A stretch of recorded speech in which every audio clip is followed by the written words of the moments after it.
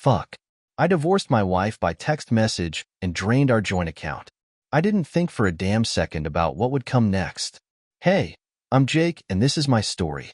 It was early this morning, and my apartment looked like a bomb went off. Clothes strewn everywhere, last night's beer bottles piled up, and the kind of silence that screams trouble. I sat on my sagging couch, phone in hand, the screen glaring back at me as if it knew what I'd just done. My heart pounded like a jackhammer. I just sent that fateful text. We're done. I'm not wasting another cent on you. Consider our life together over. Every tap on the keyboard felt like a bullet fired, and I couldn't tear my eyes away from the screen as the shock sank in. Almost immediately, the silence shattered with the incessant buzzing of my phone. Notifications flooded in, texts, missed calls, angry voicemails. I stared at the screen, a mix of adrenaline and dread swirling inside me. What the hell have I done? I muttered under my breath, half expecting my ex-wife's name to pop up like a curse. And then it did. Her reply was short, laced with venom. You asshole. Don't ever contact me again. It hit me like a sucker punch, a mix of regret and a twisted sense of relief. My phone buzzed again. A call from my best friend, Mark. I answered before I could decide otherwise. Jake, man, did you really just go there? You fucked up big time, he said, his voice a mix of disbelief and concern. Fuck it, Mark, I snapped back, the anger in my voice barely concealing the fear underneath. I needed out. I was drowning, and this was my way out. I couldn't stand another minute of that toxic bullshit. The conversation continued in rapid-fire bursts as I paced through the cramped living room. Every text and every call felt like a trigger, pulling me back into a reality I wasn't sure I could handle. I looked around at the remnants of what once was our life together. A faded photograph on the coffee table, a broken mug with remnants of coffee long cold, and the overwhelming emptiness that now defined my space. The apartment wasn't just a mess. It was a battlefield of memories, regrets, and raw emotions. I remembered the nights we'd laugh until we cried, the promises made over cheap takeout dinners, and the slow erosion of trust that led to this moment. But that wasn't the story I was going to dwell on now.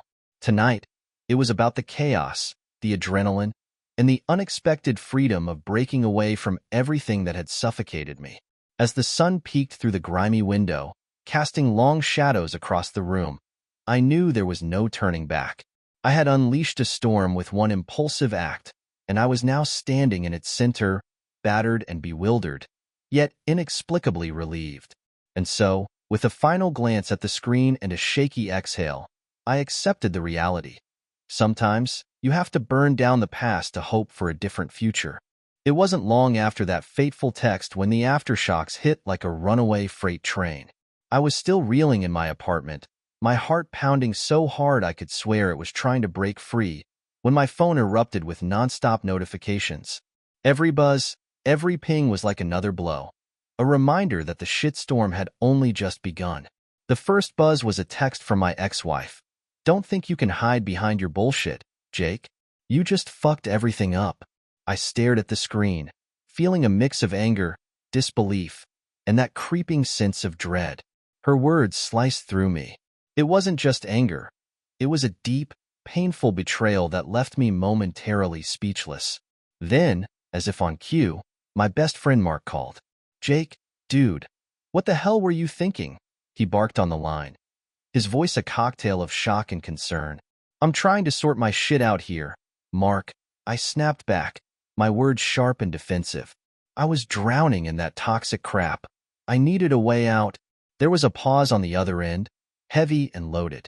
Man, you're in deep shit now. The bank's been calling nonstop, and Lisa said your account's been flagged. This isn't just a breakup. It's a full-blown shitstorm. I hung up and sank onto the cold floor, overwhelmed by the chaos that now seemed to consume every part of my life. Outside, the city carried on as usual, indifferent to the personal hell unfolding inside my four walls. But the chaos was mine. It was loud, it was raw, and it was only getting worse. More texts started pouring in, from colleagues at work who were equal parts judgmental and baffled, from distant friends who sounded both sympathetic and oddly amused. One message hit especially hard. Dude, you really did it, huh? Hope you know what you're in for. Each new notification was a jolt, a harsh reminder that my impulsive decision was spiraling out of control. Unable to face the suffocating walls of my apartment any longer, I grabbed my jacket and stepped out into the chill of early afternoon. I made my way to a local bar, a dive with neon lights that promised cheap drinks and temporary escape. The moment I stepped inside, the low hum of conversation and clinking glasses offered a brief reprieve from the digital barrage of my phone. I slumped into a dark corner booth and ordered a whiskey, letting the burn wash over me for a moment. Before long, Mark joined me at the bar. His expression was a mix of worry and incredulity. Jake, man, I get that you were desperate, but did you really think it would all just blow over? He asked, his tone equal parts tough love and genuine concern. We fell into a heavy silence, punctuated only by the clatter of glasses and distant laughter. Each passing minute in that dim, smoky bar hammered home the reality. My impulsive act had unleashed consequences I could neither predict nor control. As I sat there, drowning in the aftershocks of my decisions, I couldn't shake the feeling that this was merely the opening salvo of a battle I was woefully unprepared to fight. Sometimes, when I'm alone with my thoughts, I can't help but rewind to the early days, a time when our life together still held promise before the slow burn of resentment turned everything sour. I remember the first spark of trouble, a minor disagreement that spiraled into a full-blown argument. It wasn't dramatic at first, just a whispered complaint over dinner that quickly escalated. "Jake, why do you never listen to me?" she'd say, her voice trembling with a mix of hurt and anger. I'd shrug it off, thinking it was just a bad day, but as time went on, every conversation became a battlefield. I can still recall one cold evening, years ago, when the tension in our tiny kitchen was so thick you could almost slice through it. The aroma of burnt toast filled the room as she slammed her hand on the table. "I'm done with your excuses," she screamed, tears mixing with rage. In that moment, the weight of our broken promises and lost trust hit me hard. Looking back now, it's clear that one fight was never the problem. It was a series of little betrayals and ignored pleas that built up over time. We tried to fix things. There were nights spent on a worn-out couch in a therapist's cramped office, desperately trying to salvage something that was already falling apart. The therapist would ask, "What do you both need to feel heard?" And for a fleeting moment, it felt like there might be hope. But every attempt to reconnect only reopened old wounds. "You always think you're right," she'd snap during those sessions, and I'd fire back, "And you never let me speak." Those words echo in my head, a painful reminder of how our love had turned into a cycle of blame and regret. I remember lying awake at night, staring at the ceiling, wondering when the warmth faded from our conversations and turned into icy silence. We once shared uncontrollable laughter at stupid movies and dreamt about a future that now seems like a cruel joke. There was one bitter night that stands out like a scar. We were arguing over something trivial, a forgotten birthday, perhaps, and suddenly, the dam broke. "I can't do this anymore," she yelled, and in that instant, I realized we were already too far gone. The look in her eyes wasn't just anger. It was pure, raw hurt from years of neglect and misunderstanding. Now, every flash of memory serves as a reminder of how we slowly drifted apart. The joyful moments we once cherished were drowned out by constant bickering and unspoken resentments. I see our marriage for what it truly was, a ticking time bomb, ticking away the seconds until it all exploded. And here I am, haunted by those recollections, understanding that our paths had been diverging long before that fateful text set everything in motion. Man, the financial fallout hit harder than I ever imagined. I was still reeling from the initial shock when my phone started blowing up with a call from the bank. "Mr. Jake, your account has been flagged due to suspicious activities," a robotic voice intoned. I barely registered the words before my mind screamed, "What the hell did I just do?" I left my apartment in a daze, jacket on, determined to face the storm head-on. Walking into the bank's sterile lobby felt like stepping into a courtroom. The fluorescent lights flickered over cold marble floors, and every face seemed to scrutinize me. A stern teller with no-nonsense eyes slid a clipboard across the counter. "Mr. Jake, we need to verify all recent transactions. Please fill out these forms immediately," she said, her tone leaving no room for excuses. As I scribbled my details, I could feel the weight of my impulsiveness crushing me, every signature a reminder of the irreversible decision I'd made. Just as I finished, my phone buzzed again, a furious voicemail from my ex-wife. I pressed play, and her voice, dripping with venom, filled the silence. "You think you can just fuck with my life by draining our account? That money was supposed to build our future, and now you've destroyed everything." Her words stung, a brutal echo of betrayal that reverberated through my entire being. I slammed the phone down, unable to catch my breath. Exiting the bank, I bumped into my neighbor, Susan, on the busy sidewalk. "Jake, I heard about what happened," she whispered, her eyes filled with worry. "Money isn't something you just mess around with. It's the backbone of your life. Are you sure you know what you're doing?" Her concern wasn't judgmental, but it hit me like a punch in the gut. I tried to muster a response, but all I could do was nod, feeling the truth of her words. Back at my apartment later that evening, the chaos continued. The bank's calls multiplied, and every new text felt like another nail in the coffin of my reckless decision. Bills, legal notices, and angry messages flooded in, painting a grim picture. My empty bank account was now a ticking time bomb. I could no longer ignore the reality that money, once a symbol of our shared dreams, had become a weapon cutting deep into my future. In a desperate bid for some clarity, I dialed Mark. "Mark, I screwed up, big time. The bank is on my ass, and Lisa is threatening legal action. What the fuck do I do?" His voice, strained with concern, responded, "Jake, you need to face this mess. You can't run from your actions now. This is all on you." His words echoed in the cold silence of my apartment, reinforcing the inescapable truth that I was now entangled in a battle I might not win. Every angry call and stern message hammered home the reality. My impulsive act had unleashed consequences far beyond a simple breakup. I was in deep, and the financial storm had only just begun.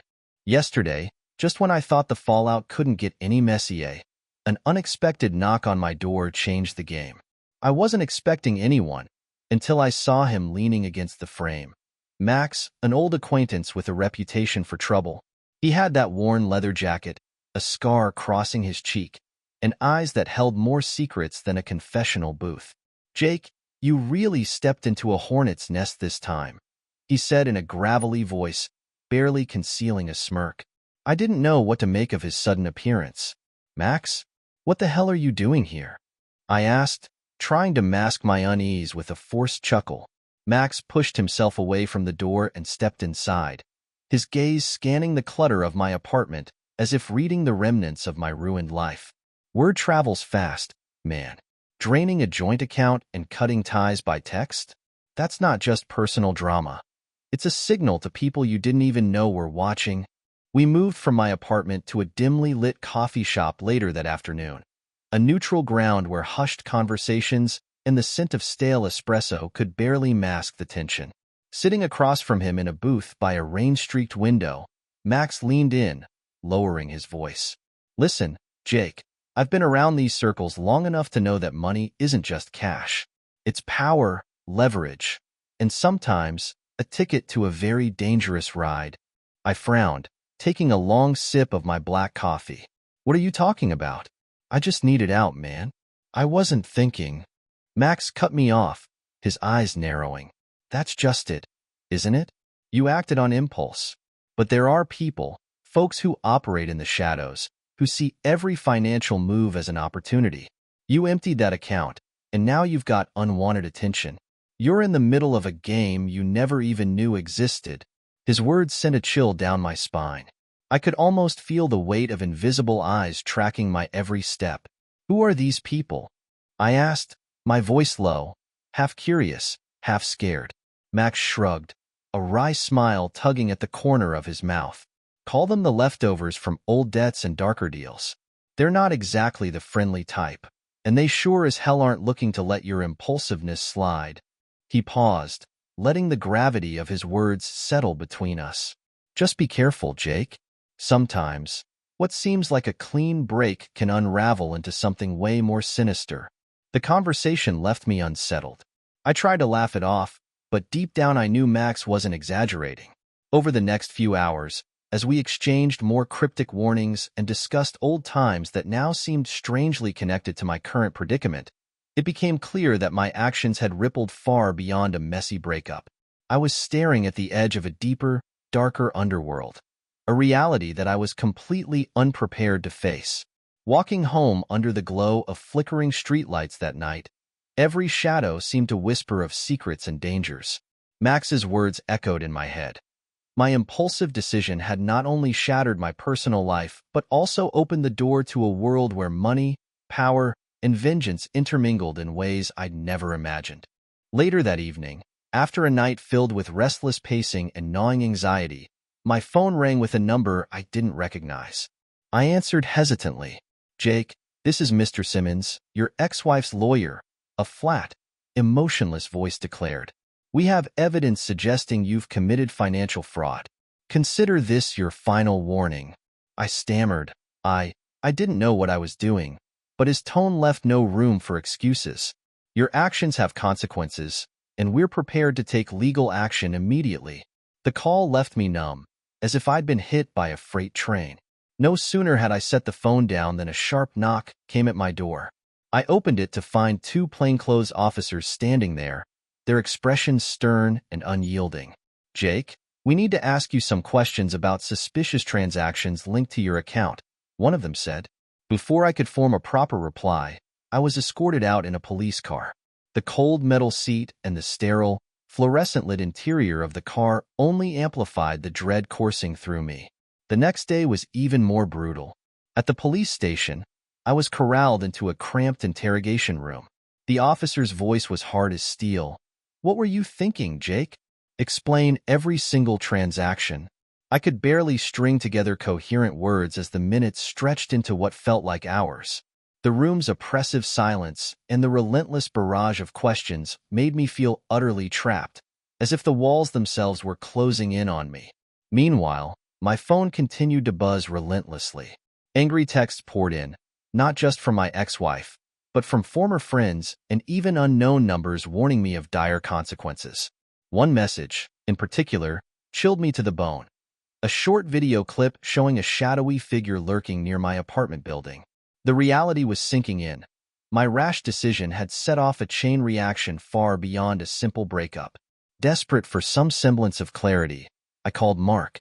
"Jake, you're in deep shit," he said as soon as I answered, his voice laced with both concern and exasperation. "This isn't just about your ex anymore. It's a legal and possibly criminal minefield now. You need to figure out your next move, and fast." His words echoed in my mind as I tried to process the gravity of the situation. I was caught in a spiral of legal threats, police scrutiny, and mysterious warnings from unknown sources. With a heavy heart, I left the station that day, feeling like I was standing at the edge of an ever-darkening abyss. My impulsive act had escalated into something monstrous, a tangled web of legal, personal, and perhaps even criminal entanglements. And as I walked out into the cold, indifferent city, I knew there was no turning back. The storm had gathered, and there was no safe harbor in sight. It was a rainy night, and I knew I couldn't hide any longer. With a storm raging inside me, I headed to the dim-lit diner where I was set to meet Lisa, my ex-wife. I'd been dreading this confrontation, but the relentless legal threats and bitter words had pushed me to the edge. As I settled into a secluded booth, the steady drumming of rain on the window was the only sound until Lisa walked in. Her eyes were colder than I remembered, sharp and unforgiving. "Jake," she said evenly, "this ends tonight. No more games." I swallowed hard and replied, "Lisa, I didn't plan for any of this. I was drowning, and I needed a way out. But now, I'm staring down a train of consequences I can't outrun." Her glare deepened, and the silence that followed cut deeper than any argument we'd ever had. Before I could muster another word, Mr. Simmons, the lawyer who had warned me earlier, joined us. Pulling up a chair, he stated in a flat, authoritative tone, "Jake, Lisa, It's time to confront the reality. Your actions have set off a chain reaction that neither of you can ignore. His presence added an undeniable gravity to the moment. Lisa slammed her hand on the table, her voice rising. You think you can just destroy our life with a text? You stole our future, Jake. I tried to interject. I never meant to. But she cut me off sharply. Save it, Jake. All your excuses mean nothing now. Just then, the diner door swung open, and in walked Mark. His face was etched with worry and anger. Jake, man, you're completely out of control, he shouted, his voice resonating in the tense air. His words stung. I'd known him for years, and now he looked at me like I was a stranger. Mark's arrival added another explosive element to the already volatile mix. Mr. Simmons leaned forward, eyes piercing. You need to own up to what you've done, Jake. Stop running from your mistakes. I felt every accusation, every shattered memory crashing down on me. I know I fucked up, I admitted, my voice shaking, but I was suffocating under all that crap. I thought breaking free would be worth it, but now, I'm trapped. For a brief moment, Lisa's eyes softened, revealing the pain beneath the anger. You don't understand, Jake, she whispered. This isn't just about money or a bad breakup. It's about trust, betrayal, and the ruin of everything we built. Her words hit me like a tidal wave, forcing me to face the harsh truth of my choices. In that charged moment, with heated words and heavy silences filling the space between us, I realized I was standing at the very edge of a cliff, one misstep away from an abyss of regret and pain. The diner's flickering lights and the relentless patter of rain underscored the reality. I had reached my breaking point, and there was no turning back. It's been a week since that explosive confrontation at the diner, and every day since has been a descent into deeper, darker truths. I'm sitting in Mark's cramped living room, nursing a bottle of cheap whiskey, when my phone buzzes with an unknown number. Jake, you don't know what you've unleashed, a husky, wary voice warns. It's Nina, a friend of Lisa's who apparently has seen things I never imagined. Who are you? I ask, my voice low and edged with paranoia. Someone who used to know her well, she replies. Listen, the money you emptied from your joint account wasn't just our savings. It was tied to a labyrinth of hidden deals. Lisa wasn't the innocent, struggling wife you thought she was. She was deep in a financial syndicate, laundering cash and covering for some serious underworld operations. I feel a cold shiver run down my spine. What the hell are you talking about? I demand. Nina sighs, and her tone softens just a fraction. I've seen documents, Jake. Records that show offshore accounts, secret transactions, and connections to dangerous people. That joint account was just the tip of the iceberg. By draining it, you might have inadvertently exposed something way bigger than a bitter divorce. My mind races as I replay every moment. The texts, the angry calls, the furtive glances from Lisa during our final meeting. Was I just a pawn in a game I didn't understand? I never signed up for any of this, I mutter, half to myself, half to Nina over the phone. None of us did, she replies, her voice almost mournful. But now you're in it, whether you like it or not. These people don't forgive easily. You need to be careful, Jake. That night, as I paced the dark, rain-soaked streets alone, every neon reflection on wet pavement seems to whisper of secrets and lies. The revelations twist inside me like a curse. Each piece of evidence, every hinted transaction, paints a picture of betrayal that goes far beyond a failed marriage. I pull out a crumpled envelope I'd found hidden in a drawer. Its contents a damning mix of bank statements and coded messages. They all point to a hidden network where money isn't just money. It's a weapon, a tool for control. Back at Mark's, I try to sort through the documents with shaking hands. Mark, this is nuts. I thought I was just trying to break free, but now it looks like I've opened Pandora's box. His silence speaks volumes. Even he can't grasp the magnitude of the storm that's building around us. The more I uncover, the more I realize that my life, my failed marriage, and even that impulsive text message were just parts of a bigger, twisted scheme. I'm caught in a maze of deceit, where every revelation leaves me with more questions than answers. And as the night deepens, so does my dread of what comes next. Tonight felt like the end of the line. I was trudging down an empty, rain-soaked street when my phone buzzed with a terse message. Meet me at the old warehouse tonight. You owe us an explanation. My gut twisted, and I knew I was stepping into a no-return zone. With a deep, shaky breath, I made my way toward the abandoned building lit only by a few flickering streetlights. Inside, the warehouse was a maze of shadows and silence. Every step echoed off cracked concrete and rusted metal, making the space feel both oppressive and surreal. As I reached the center, a figure emerged from the darkness, hood pulled low. His voice was flat and cold. Jake, you think a simple text could sever ties and wash away your sins? I tried to steady my voice. I was drowning in a life that suffocated me. I needed out, I confessed. He scoffed, his words laced with disdain. There's no escape from the consequences of your actions. Before I could respond, two more figures stepped forward. A woman with piercing eyes and another man whose silence was as intimidating as his presence. The woman spoke, her tone firm yet haunting. You emptied that account without knowing what you were meddling with. That money was tied to a web far darker than your personal mess. Her words sent a chill through me, dredging up all the warnings I'd ignored. I never knew it was that deep. I stammered. I just wanted to break free. Freedom always comes at a price, Jake, she replied, her voice barely concealing a threat. Now, you owe a debt. The tension mounted as the hooded man interjected. You're in too deep. This isn't merely about lost money or a failed marriage. It's about the dark currents running beneath our everyday lives. I felt the crushing weight of regret and fear. What do you want from me? I whispered, desperate for clarity. Accountability, the woman stated plainly, and a choice. Settle your debt or face what comes next. In that charged moment, I realized that every reckless decision had led me here. My heart pounded as I silently vowed to confront whatever storm lay ahead, even if it meant descending further into darkness. As the group slowly receded into the shadows, their final words echoed in my ears, leaving me with more questions than answers. Walking back into the rain, drenched and trembling, I stood at the edge of an abyss, burdened by an uncertain future and an unresolved debt that might never be repaid.